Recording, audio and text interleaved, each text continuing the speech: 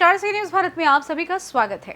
22 सितंबर को अयोध्या में गौ ध्वज प्रतिष्ठा यात्रा की शुरुआत होगी। 22 सितंबर से 26 अक्टूबर तक संपूर्ण भारत के विभिन्न प्रदेशों की राजधानियों में जाएगी गौ ध्वज प्रतिष्ठा यात्रा। वहीं जगत गुरु शंकराचार्य स्वामी अविमुक्तेश्वरानंद सरस्वती महाराज के नेतृत्व में चलेगी यात्रा।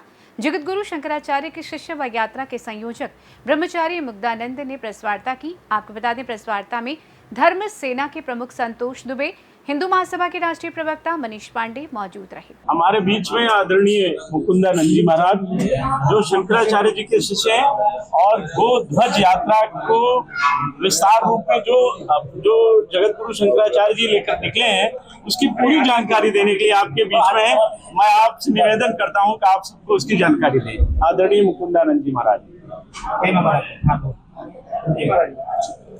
भारत देश के सौभाग्य से आगामी 22 सितंबर से लेकर के 26 अक्टूबर तक ज्योतिष पीठ के जगत गुरु शंकराचार्य जी पूज्यपाद स्वामी श्री अविमुक्तेश्वरानंद सरस्वती जी महाराज गौ ध्वज प्रतिष्ठा भारत यात्रा करने वाले हैं, जिसमें वो देश हर प्रदेश की राजधानी में जाएंगे और जा करके गौ ध्वज की प्रतिष्ठा करेंगे।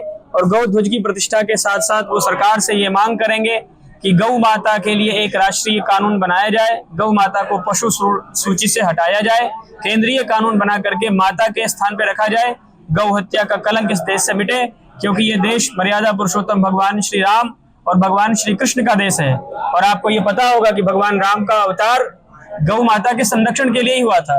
ये गीत बहुत प्रचलित हुआ था कि जो राम को लाए हैं हम उनको लाएंगे। तो राम को कौन लाया, ये जब आप विचार करेंगे तो आप पाएंगे कि राम को लाने वाली भगवती गौ है। गौ जब गई प्रार्थना करने के लिए तब भगवान राम आए। तो राम जी अब आ चुके हैं, तो राम जी के आने के बाद क्या मिला इस देश को, जब हम विचार करें तो हमको इस बात का गर्व होना चाहिए कि मर्यादा पुरुषोत्तम भगवान श्री राम के आने के बाद हमको गौ माता सुरक्षित मिली। गौ माता की हत्या जो इस देश में हो रही थी वो खत्म हो गई। आज ये दुर्भाग्य है हम सभी हिंदुओं का कि हमारे यहाँ आज 80,000 गौवंश की हत्या प्रतिदिन हो रही है। गौ मांस के निर्यात में भारत पूरे विश्व के स्तर पर बीफ एक्सपोर्ट में दूसरे नंबर पर है। तो ये हम लोगों के लिए शर्म का विषय है। हम चाहते हैं कि जिस देश में भगवान स्वयं गौपालक के रूप में, गोपाल के रूप में अवतार धारण करके अपने आप को गौरवान्वित समझते हैं, ऐसे भारत भूमि में पूरी तरह से गौ हत्या का कलंक मिटना चाहिए। पूज्य शंकराचार्य जी महाराज हर प्रदेश की राजधानी में जाएंगे और इस कार्य के लिए उन्होंने परम पवित्र अयोध्या की पावन भूमि को चुना, क्योंकि भगवान श्री रामचंद्र चाहे रघुवंश, आप इसको पढ़ लेंगे इतिहास को तो आप पाएंगे कि गौ की कृपा से ही भगवान का ये वंश आगे बढ़ा। तो गौ के कार्य को शुरू करने के लिए परम पवित्र भूमि अयोध्या में पूज्य ज्योतिष पीठाधीश्वर जगत गुरु शंकराचार्य स्वामी श्री अविमुक्तेश्वरानंद सरस्वती जी महाराज 21 सितंबर की रात्रि में आएंगे। 22 सितंबर को प्रातः काल रामकोट की परिक्रमा करेंगे। रामकोट की परिक्रमा करने के बाद यहाँ पर गौ ध्वज स्थापित करेंगे और गौ ध्वज स्थापित करके पत्रकारों को संबोधित करेंगे और यहाँ के गौ भक्तों को संबोधित करेंगे। ये पूज्य महाराज श्री का बीच के राम मंदिर के दर्शन या अयोध्या के किसी भी मठ मंदिर में दर्शन, क्योंकि रामकोट में स्थित है राम जन्मभूमि। देखिए राम मंदिर के दर्शन करें। देखिए, राम मंदिर के विषय में पूज्य शंकराचार्य जी महाराज का विचार पूरे विश्व को पता है।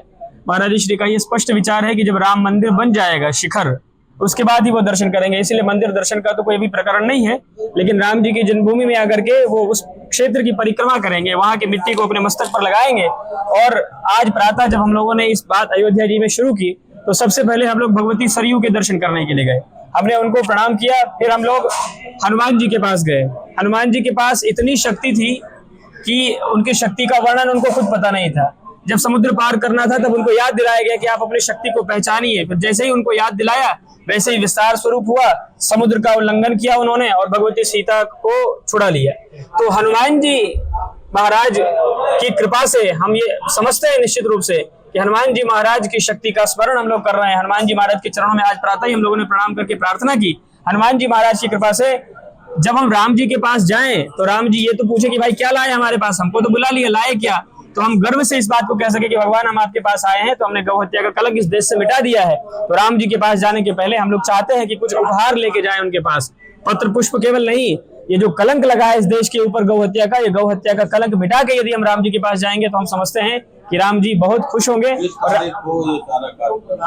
21 तारीख की रात्रि में महाराज जी आ जाएंगे अयोध्या जी। 22 तारीख को प्रातः ये सारे कार्यक्रम होंगे और आज प्रातः भी अयोध्या जी के कई जो महापुरुष हैं, कई महाराज जी हैं, उन सबसे हम लोगों ने दर्शन किए। सबसे हम लोगों ने चर्चा की और सबने सकारात्मक पहल के रूप में कहा कि ये बहुत उत्तम कार्य है, इसमें हम सब महाराज जी के साथ हैं और साथ रह करके हम सब चाहते हैं कि गौ हत्या का कलंक इस भारत भूमि के ऊपर जो लगा है वो भारत भूमि के ऊपर लगा कलंक मिटना चाहिए। तो हम सब लोग एक मत से, देखिए हम भाई तब हैं जब हमारी माँ एक है, तो हमारी माँ गौ है, तो हम जितने भाई हैं सब अपनी माई के लिए लग जाने वाले हैं और गौ हत्या का कलंक इस देश से मिटा देने वाले हैं। अयोध्या से सी न्यूज संवाददाता राहुल की रिपोर्ट। फिलहाल इस खास रिपोर्ट में बस इतना ही। देश दुनिया की तमाम खबरों की जानकारी के लिए आप देखते रहिए सी न्यूज भारत। हर खबर आपके साथ, आपके हाथ।